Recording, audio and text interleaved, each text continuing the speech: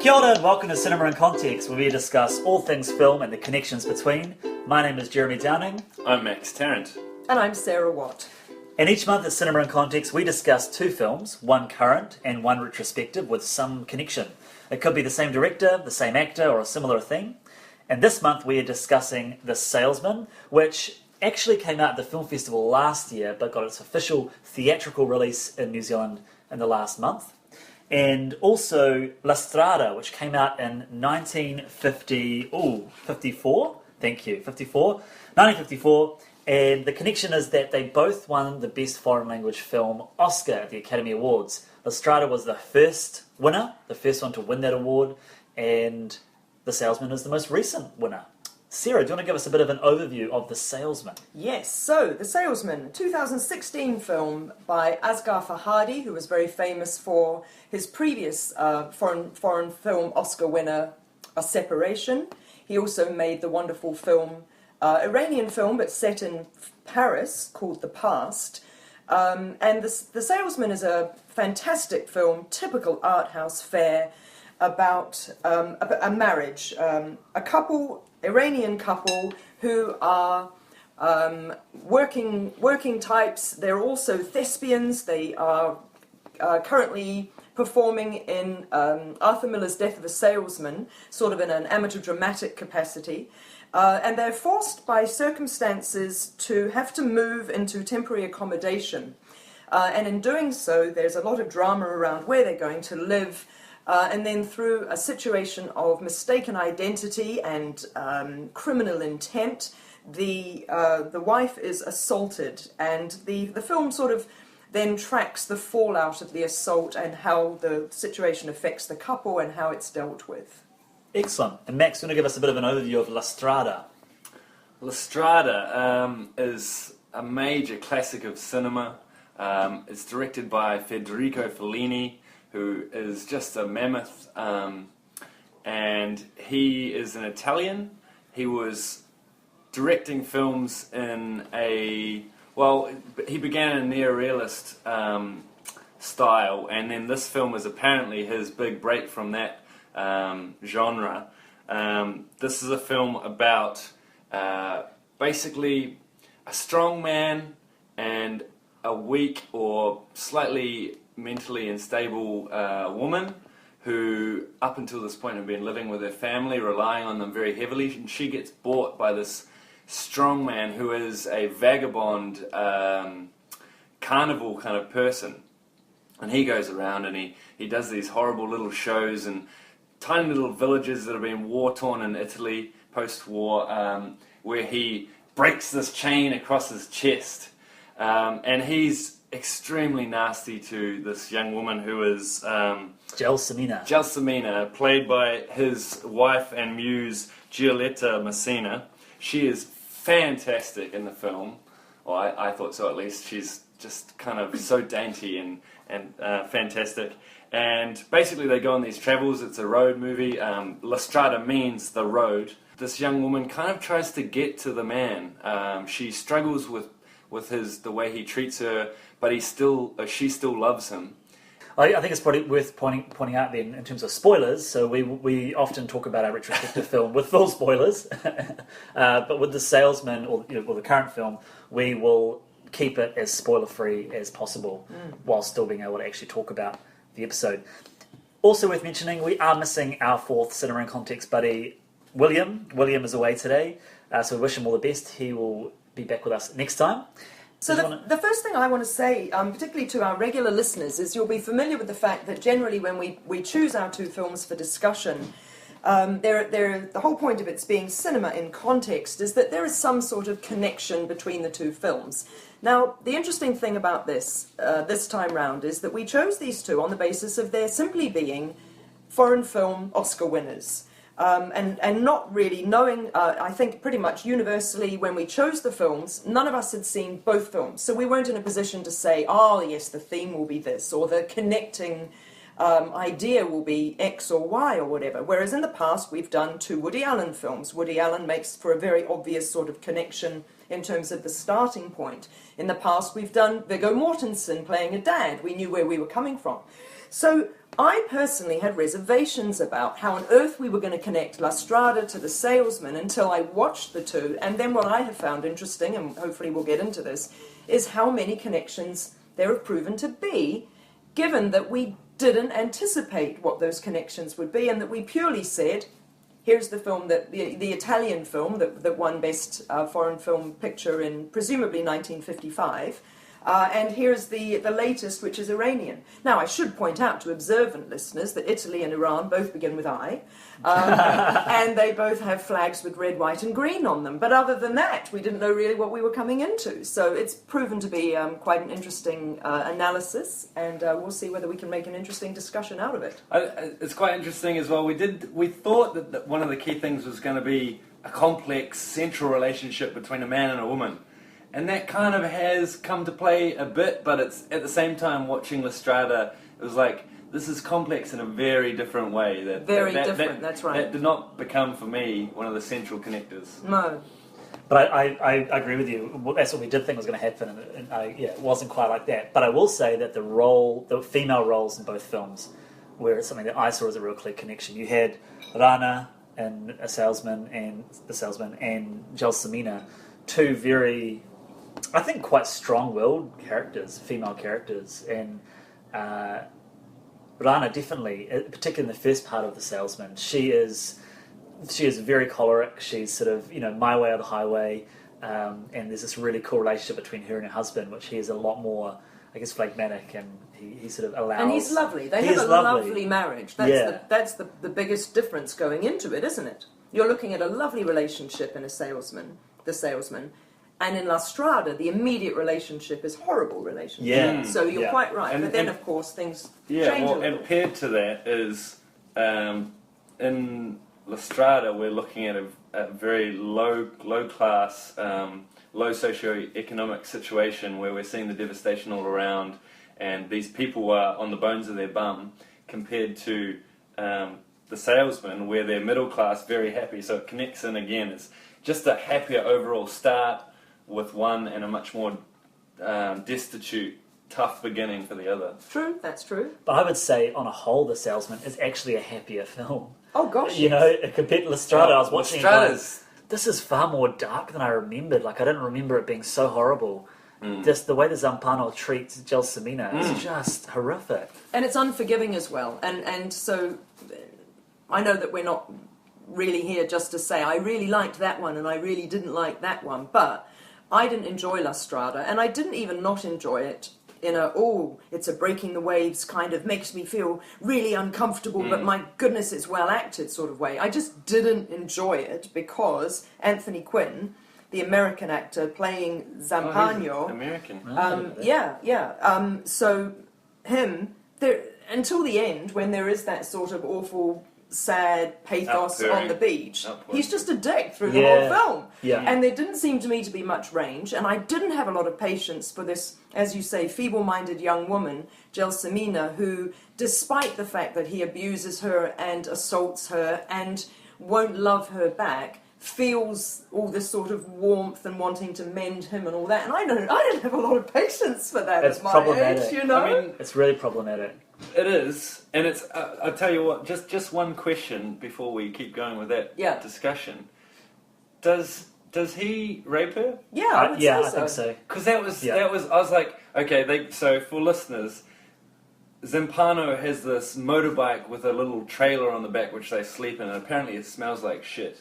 The whole time. And it's what they travel around in. Because they're like a two-person circus. Yeah, and they go up into the mountains and everything in the snow and this thing, so it's quite interesting. But the first night, I think that she's with him. He just says, get in the back. He says, get in the back, and so they do, and she looks very scared and all the sheepish and, worse than sheepish.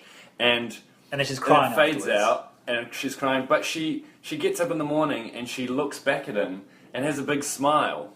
Which is very problematic. If I thought for a second, I was like, okay, maybe he didn't do it, and this is a kind of thing saying that he has a little bit of humanity, that he's actually... I think it probably more likely gets into really complex issues of her being the sort of woman who didn't ever feel that she had her own agency or her own confidence and whatnot, and suddenly this life, she's literally sold to him, isn't she, at the very beginning.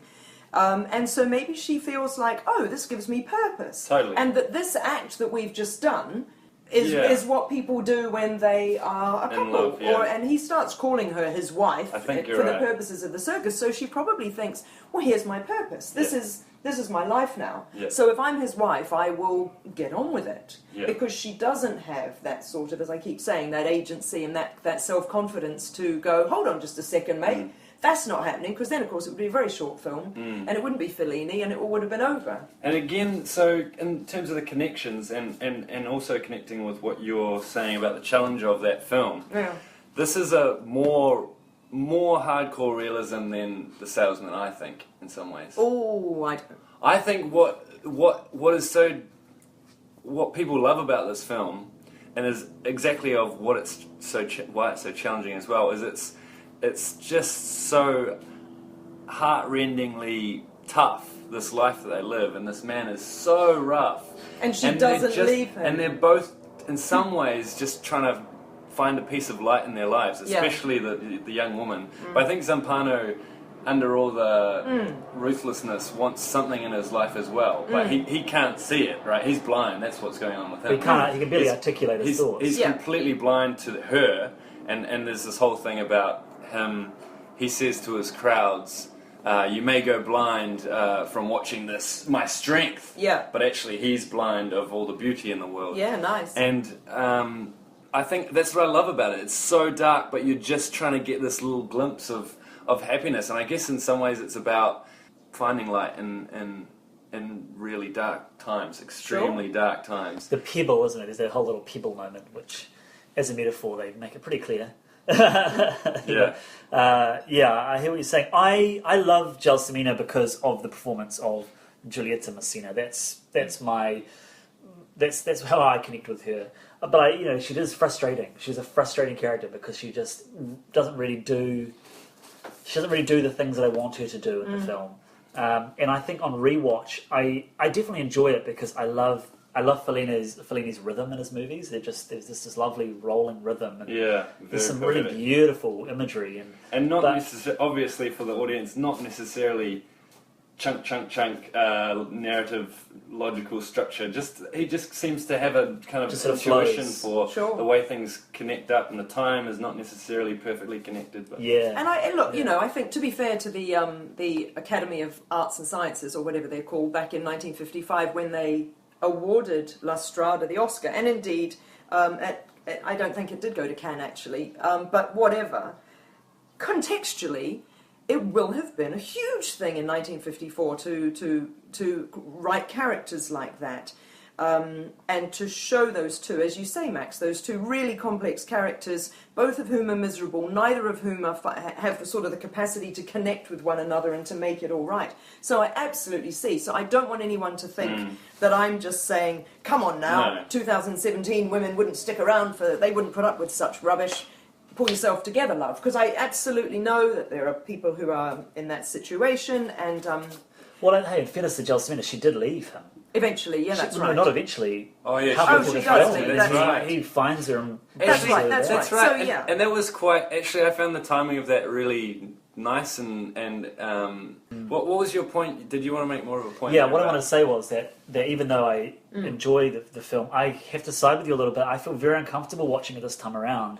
I watched this 10 years ago when I was in film at university, and I just loved it then. And then now when I watch it, I think, oh, this is icky. This is really quite icky, and I can't reconcile some of the... I'm sort of sitting there, why is this story being told apart from presenting the rough, rugged reality of what it was like for these people? But yeah, I think the abuse that she suffers, I find it problematic. And this, dear listeners, is when we get into the meta. So, I don't really like Fellini much as a person. I had to study some of his films at university a few years ago as well. And I appreciate that he's a genius filmmaker, but I'm not mad on his way with women. And of course, it's we all know about his issues with women and mother figures and all that sort of thing. And listeners may know that Giulietta Messina was Fellini's only wife, actually, for 30, 40 years, I think it was, until his death. And yes, she was somewhat his muse, but also he wrote these blimmin' films, and he wrote La Strada, cast her in it, subjected her to this sort of behaviour from the lead actor, if you get what I mean, the lead character, but then apparently didn't treat her that much better, I think, throughout the rest of their lives, because certainly he had affairs and philandered all over the show. There's no question that this was a 30-year marriage of monogamy or anything like that. And so I feel for her. She is lauded as being the muse and such a fine actress, and she's brilliant in it and all that. And I feel for her because in hindsight, this is at the very beginning of their marriage, and I think, this sort of foreshadows maybe the kind of, she's desperately trying to love this man and blah, blah, blah. I mean, I don't know, I'm projecting. I've not read a biography about it or anything like that. No, but it's interesting you say that, because when I was in my back when I was watching this film for university, I actually wrote an essay. Oh. And I compared the life of Fellini to this film, Oh, go then. La Dolce Vita and 8.5, and looked at how certain ideas around particularly his treatment of women developed through those movies. Because you look at those, well, you look at all his films, but you look at particularly those three films, and even 8.5, it's a, I don't know if he's a film director in 8.5. Is he a director? Yeah, Mastroianni pretty much plays him. Fellini, yes. Right? And it's his fantasies. And he can't get his film made because he can't settle on what the story of the film is or something, isn't it? Which and is very meta. Yeah, that's right. And so, and then he has a troubled marriage in that, and the wife in that film very much knows about the affairs and sort of complains that why can't he be loyal. So I think you've definitely got. There's definitely a point to be made. And 8.5 was made, I think, 1967, and so therefore that's 13 years after La Strada. And as you say, it's very autobiographical, isn't it? 8.5. So I don't have a lot of time for men like that. That's my problem. La Dolce Vita. Even geniuses. I can't remember. La Dolce Vita. I remember scenes from La Dolce Vita, but what's the connecting thread with La Dolce Vita? Well, that's a tough thing to say. But what's the main character? Is he? He's a photographer, is he? Yeah, he's a cad as well, isn't he? Just another cad. Or I didn't like La Dolce Vita either. Yeah, it's definitely presenting. Such a Philistine. No, but I think you've got a point in that it's presenting a certain view of masculinity and femininity that I find really problematic. Yeah, like, same. It's La Strada, the way that the woman that Gelsomina is treated, and not just Gelsomina, but the other woman in the way that he smacks the butt of that lady, and she thinks it's this great hilarious thing. I'm like. It's not all right now. No. So let's talk context, though. The Salesman. There is a complicated relationship between the husband and the wife, and this doesn't give too much away, doesn't spoiler it too much for our listeners, that when the wife is assaulted, and it is categorically... No, it isn't categorically not her fault. That's what I was going to say, but it is a little bit more complex than that. But the husband is, for all intents and purposes, supportive, but loses patience, doesn't he? And contextually, we're dealing with a sexual innocent, a criminal sexual incident in... Are they in Tehran? I'm making an assumption there. Yeah. Okay. And for listeners who don't know, the socio-political situation in Iran for women is obviously to be headscarved and to be covered, to the extent that, and this is one of the beautiful ironies of the fact that they're doing this play, Death of a Salesman, which as we all know is an American play, and that the prostitute character in Death of a Salesman, when performed in Iran, has to wear headscarf and trench coat. And wig. She's wearing and wig and everything, and talks about on stage, her lines are, oh wait, I'm not even wearing anything. But of course, she is obviously wearing quite a lot, because in order to stage the play in such a conservative country, she has to be, right? Lots of little nuggets and cookies in this film, aren't Yes, there are. So there are lots of parallels. And so the difficulty with our lovely protagonist in The Salesman is that she's carrying shame about what's happened. She's also blatantly in shock about it. She doesn't want to race to the police. She doesn't want to have to talk about the manner in which it happened. But at the same time, she's obviously not healing. She's not doing okay. And her husband gets to the stage where he's like, look, we either go to the police or we just stop talking about it. And you need to move on, sort of thing. And that's where sort of some of the fractures start to show in the marriage, don't they? And each of their sort of slowly disintegrating personalities. And we did actually talk at the start about how things are relatively bright in this film compared to La Strada, but it also starts with their their building, their house, their home, fracturing. Yes. And the whole apartment block. Which is, I guess, a metaphor. or symbolism or metaphorical for their some deeper seated problems in their relationship, or maybe it's foreshadowing. I think it's their world is breaking down. And I think it's foreshadowing as well. Yeah. I mean, Farhadi has one thing I've noticed watching The Salesman is that there are mirrors everywhere. And there's a lot of reflection. You notice it more. There's a great shot as well where you're seeing a shot and then you realise it's in a mirror and the mirror's being carried away. Absolutely, there are heaps and heaps of mirrors. So there's lots of reflection going on in the film, and plus there are increasingly, as you watch the film, increasingly obvious parallels between the play that's being performed and the story, the film's narrative, and that sort of thing. And it's really brilliantly done. I wonder if we can draw similar parallels. We had, we did note, dear listeners, that that one similarity with these films is that both of them have a sort of a married couple, in inverted commas, who are also performing as a married couple, aren't they? Because we've got the circus types in La Strada, we've got the play in The Salesman, and I'm just sort of thinking, I wonder what sort of the parallels are in La Strada between the circus action and their reality. And probably quite a lot. She's very much his minion, isn't she? She just sort of announces, here is Zampagno, here he is, come and watch him, and doesn't have her own sort of role in anything. I'm not going to have anything productive to say after you've done a good little role there. But Sorry. I was just thinking that I was trying to find out more about that connection. Yeah. And I didn't quite get there. I think it's kind of too deep for me, but... I think it's interesting how he uses these kind of symbols in his films. La Strada? Fellini, yeah. It's like things like the ocean and the carnival they're not very simple metaphors or symbols. It's kind of it's like deep-seated in his psyche, I think.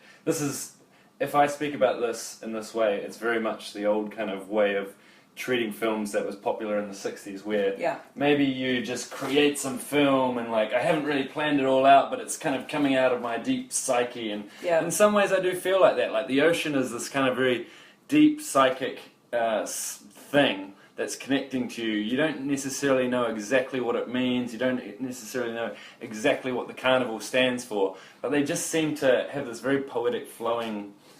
It's all bullshit, doesn't it sound like bullshit? It sounds like complete bullshit, right? It sounds like an Oscar-winning film, doesn't it? Just to come back to, I guess, the point about the state of the conservative state. Yes. That's a big connection, obviously, between the two films as well. The conservative society and repression of women. That's what I had in my notes, was that you've got two films that deal with, I guess, abuse and sexual abuse, but also physical abuse. But they're both produced in a context in which they can't actually show a lot of what's happening. And I think both films are stronger for it. I mean, we talked about, does he rape her from La Strada? And I found it really interesting with The Salesman, how you've got this really clear, strong marriage here. And I don't think they ever touch each other. There's one shot where he's touching her to comfort her, but his hand is off camera. You never see any nudity or anything like that, and the women are always wearing their headscarves, and I just thought it was a really interesting tension to be talking about these really tough topics, and it just goes to show that you don't need to see everything. You don't need to see it all, and it's still just as impactful. And in fact, that whole thing of when you fill in the blanks with your imagination, it's often more affecting anyway, because you are able you're becoming part of it as well, right? You're becoming part of the film then as well, which is important. So would you guys say that, just looking at it on the surface of it at least, if these two films are reflections of the societies in which they are produced and the expectations and attitudes towards women, you'd have to say that contemporary Iran feels a lot more respectful than post-war Italy? Sure, but they are such different cultures with regards to women. I mean, it's only a few years ago that you didn't get pissed off in Italy if men yelled out, "Hey, bionda!" at you, you know what I mean? Because it's Italy, and you go, "Oh, that's what Italian men are like," you know? I do, later on, I definitely want to return to that issue. I think is so interesting that we're talking about with the expectations of Fellini, and whether this is still a beautiful piece of art, even though it's got these deep kind of problems with it. Well, that's a bit what we're talking about now, because that's a big topic, right? Yeah. I mean, that's a big thing. That's like, a podcast how do you? in itself. Well, yeah. How do you respond to something when you know we talked about this with Polanski, didn't we? Yeah. We talked about Polanski and like how. And Woody how Allen. and We with talked Woody about it Allen, with that too. Manhattan. I was going to Yeah. say before, you were talking about how the film reflects his life so much. Fellini's, and it's crazy. Like, can they not get away from their own lives? Because we were They say, talking write about what you know, Manhattan. don't they? Yeah. Yeah, and Manhattan just directly reflects in such a ridiculous way his own perversions. Yeah.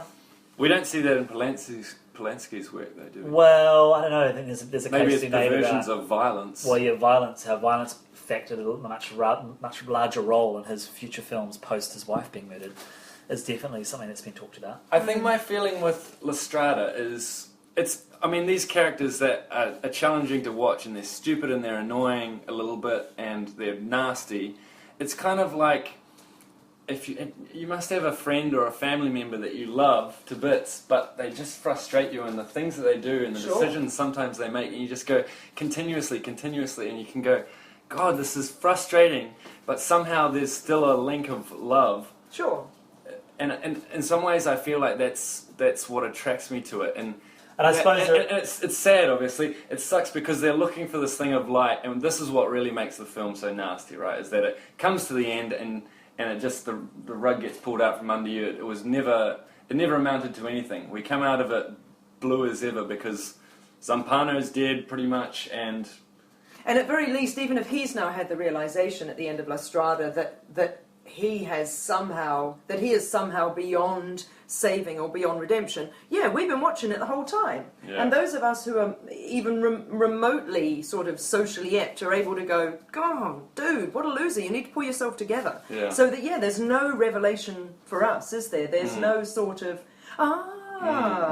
Whereas The Salesman, which I find a much better crafted film, much better written, directed, shot, everything, I just think it's magnificent, does to me, without giving anything away, does give me the nuances of character development and resolution and redemption or lack of and all those kind of issues, and I love a bit of that. But that's the thing. That's almost a genre or a expectations thing, because here we can get to another really important connection between the two. In some ways, they're both working in or just post a Neo Realist form. Farhadi is taking neorealism from Iranian cinema, and in particular, God, I wrote down his name, the very famous Italian neorealist, excuse me just for a second. Visconti, no. Abbas Kiarostami, if you've ever heard of him. Apparently, Yes, Abbas amazing. Kiarostami. Yeah. But Kiarostami, I thought he was Iranian. Yeah, he is. Yeah. Oh, right, okay. So I'm you saying said that. Italian, okay. Oh, sorry. No, talking about Ashgar, Yeah. and he takes this realism, and then he starts to pair with it a bit more suspenseful. And he says in an interview, I took basically from Kiarostami, and I took from Hitchcock. So he's taking it much more. That's, yeah, He's really taking nice. the realism in a much more narrative, suspenseful, Yeah. interesting way. Whereas Fellini doesn't take it in that direction. He takes a very hard neorealism that came from Bicycle Thieves. Bicycle Thieves is Yeah. exactly what I was thinking, but I don't know the director. De Sica. De Sica, yeah, very famous stuff. And it's hardcore kind of Marxist. We want to see the doldrums of life. Sure. Let's elevate that, and this is art. This is important to see on the big screen. Yeah. But he takes it in a new direction, so it's very rough edged, but he's slightly more. He's taking that in more spiritual direction. And he also takes fantasy to his films. Yeah, Yes. yeah. The absurd. And Yeah. I always love those moments of Fellini where, like, there's those three men that are walking along the bank playing the flutes and the drums. Yes. Oh, that's nice. Actually, that brings me to the Right. music. The music in the Strada yeah. is, I mean, Nino Rota is Yeah. just amazing. And I mean, I love the Godfather films, and his scores, all of the score that he does for the first two Godfathers are some of my favourite. But the music in that film is just beautiful. Yeah. In fact, the music It becomes one of the elevates key it. characters for Yes, but Gelsomina. it's really mean, isn't it? Because the music is very Yeah. sort of, Although- very jolly, and what you're watching is not jolly at True. all. Although at the end it does something quite nice. There's a motif there which has been used throughout the film, and then suddenly, finally, as the kind of camera's panning out or zooming out from Zampano on the beach, it takes on such more of a nasty, dark air. Like there's one little part of it that you realise was never actually as happy as you thought it was. Of the music. Yeah. It kind of, I don't know how they emphasise it a bit more, and it just sounds much more dark. And one of the things that struck me about both the movies was the role of children, because in The Salesman you've got this gorgeous little boy that she brings home, and it's sort of her little saving grace.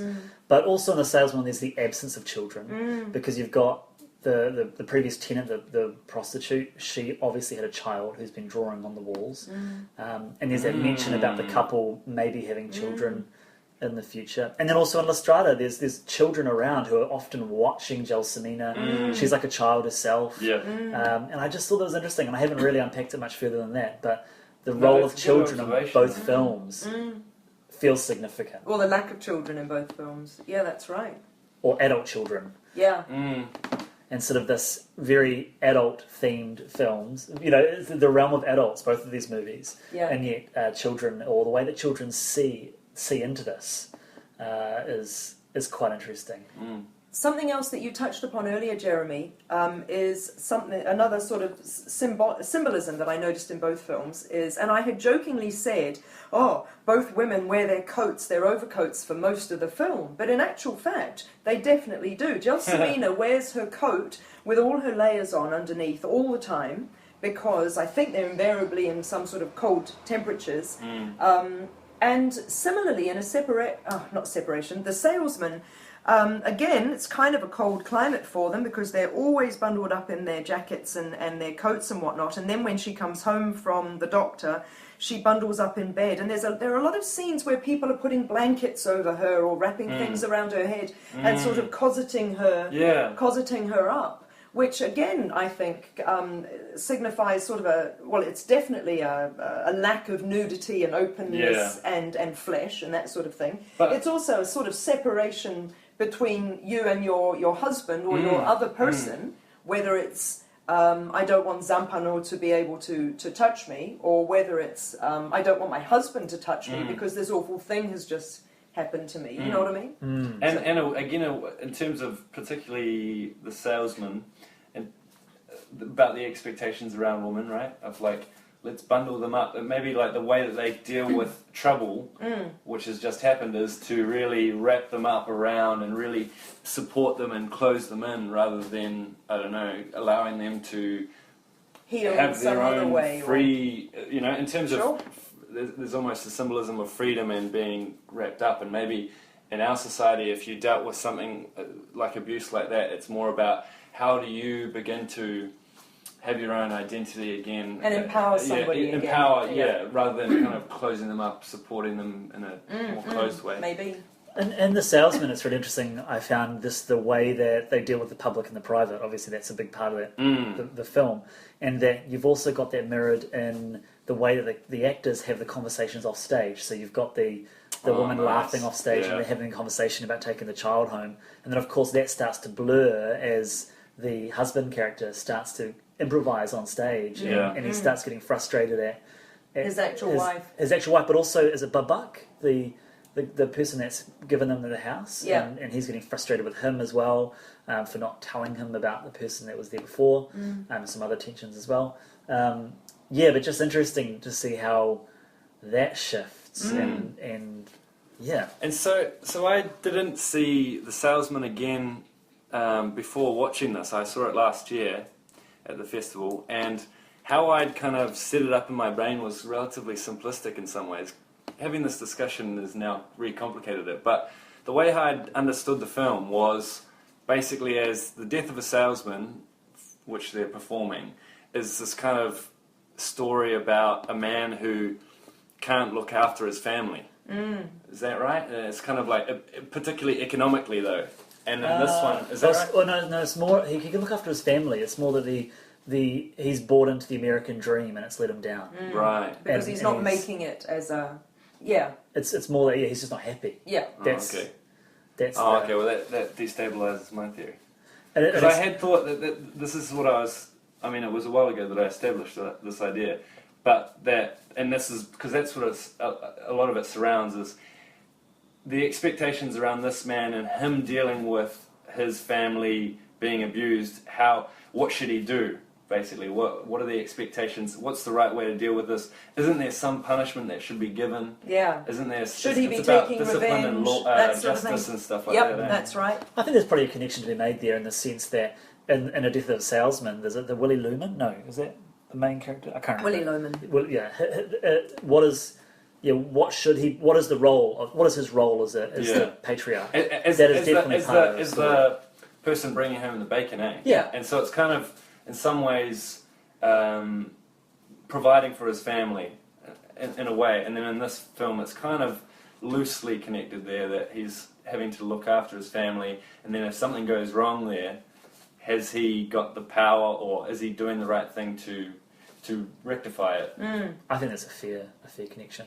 Okay, so another similarity, of course, is that there isn't just this couple, this ostensible husband and wife in both films, but there is another man who is very key to both plots. And the other man in The Salesman is obviously the person who commits the assault. And it really is much better to go see the film than to have any of that spoiled by us at all. But it's fair to say that the man who commits the assault is instrumental in driving the wedge between the married couple, right? Because he's the one who's caused that. And in La Strada, there is another much more dashing, much kinder man who's also a performer who comes on the scene and is kind to Gelsomina, and in fact tries to encourage her to leave Zampano, doesn't he? And so that causes friction. Well, but he's the catalyst that keeps her to stay with him. But in that case, He plays a very interesting role, doesn't he? Yeah. But Zampano obviously is jealous of him and misunderstands, and then things go a little bit difficult, don't they? So I'm just sort of saying that there's another. Oh yeah, you can with La Strada. Yeah, okay. So then he beats him. Zampano kills him. Yeah, that's right. Beats him and He doesn't mean accidentally to. kills him. Yes, that's right. See, there are little nuances of maybe not good in him, but he didn't mean to kill him. Oh wow! You should be a defence lawyer. All that That's work I've done trying to build up La Strada, and then I tear it all down by saying something like that. Well, no, look, the extent to which he's not all bad is simply that, if you have any kind of sort of sympathy for the human condition, we can look at him and go, look, he means not what he does, or, He's animalistic, isn't he? He's primitive. Well, they call him the beast quite often. Yeah. That animal. Yeah. But also that is his role in the circus, isn't it? It's this whole absurdity with I'm going to put a chain around my chest, and because of my pectorals, I will then burst this chain. Well, maybe that's something as well, is that the way he is not just his own thing, it's a condition of society, that they can treat people or have people in their society that are so isolated that they have to become like an animal, like freak shows and things like that. It's like, that's put on the people, right? It's interesting. In a different society, they might be valued more and have different roles to play. Well, talking about roles to play, he says he teaches her everything that she knows, and I guess he does. But she does more than he does, doesn't he? There's one scene where they pretend to be clowns, but pretty much we only ever see Zampano breaking the chain. We see the same trick about 4 or 5 times throughout the film. Heaps of times. Whereas she's playing the trumpet, she's playing the drums, she's being a clown. She plays the trumpet beautifully by then, doesn't she? Yeah. So it's. I don't really have a point there. It's just interesting Just to see. He's maybe quite singular, and she has more facets. Something I haven't really thought about is the way that they treat her mental instability. It's sort of a strange addition to the story, and it's... I think they just considered her to be a little bit weak or feeble-minded. She's not actually mentally disabled. No. I wouldn't go so far as to say mentally deficient or whatever the out-of-date terms are or anything. Do you know what I mean? She's just naive, childlike, definitely. That's how it's played up and how she's supposed to be. So But what do you reckon? She's just a bit weak. Well, I just think but then she's a how bit come they vulnerable, were like- so? But when she was with her family at the start, they were basically like, she can't do anything. Yeah, there was, and she does So she's strange conditioned things. She does these strange things even amongst her family. I mean, Sure. yeah, it's always a blurry line, I guess. How much you really are that way and how much people have just told you all the time that Yeah, you're, and the line between being a bit weird and slightly disassociated and being mentally, you know, when the label comes on and you go, oh no, you've got this. Sure. Hey, so tiny bit of trivia for those who don't know, that Fellini's films were shot at Cinecittà, just out of Rome, and I had noticed actually in a Visconti film, Senso, there is an American actor, Harley Granger, who plays the lead, but the voice is dubbed obviously into Italian, just as Anthony Quinn's voice is dubbed into Italian in La Strada.